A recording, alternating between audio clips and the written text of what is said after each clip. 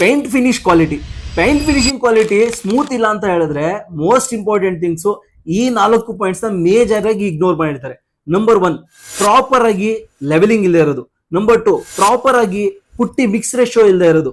ಓಕೆನಾ? ಕೆಲವೊಬ್ರು ಏನ್ ಮಾಡ್ತಾರೆ, ಒಂದೇ ಕೋಟ್ ಪಟ್ಟಿ ಅಥವಾ 2 ಕೋಟ್ ಪಟ್ಟಿಗೆ ಸ್ಟಾಪ್ ಮಾಡ್ಬಿಡ್ತಾರೆ. ಸಮ್ ಟೈಮ್ಸ್ ಲೆವೆಲಿಂಗ್ ಬಂದಿಲ್ಲ ಅಂತ ಹೇಳಿದ್ರೆ ಇನ್ನೂ ಒಂದು ಕೋಟ್ ಪಟ್ಟಿ ಮಾಡೋದ್ರಲ್ಲಿ ತಪ್ಪೇನಿಲ್ಲ. ಓಕೆನಾ?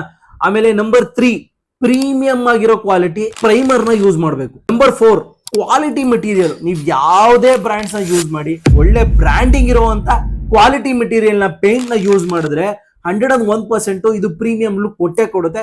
ಫಿನಿಶಿಂಗ್ ಸೂಪರ್ ಆಗಿ ಬಂದೇ ಬರುತ್ತೆ. ತುಂಬಾ ಜನ ಏನ್ ಮಾಡ್ತೀರಾ, ಅರ್ಜೆಂಟ್ ಆಗಿ ತುಂಬಾ ಚೀಪ್ ಆಗಿ ಕೊಡುವಂತ, ತುಂಬಾ ಕಡಿಮೆ ಕ್ವಾಲಿಟಿ ಕೊಡುವಂತ ಲೇಬರ್ ನ ಚೂಸ್ ಮಾಡ್ತೀರಿ.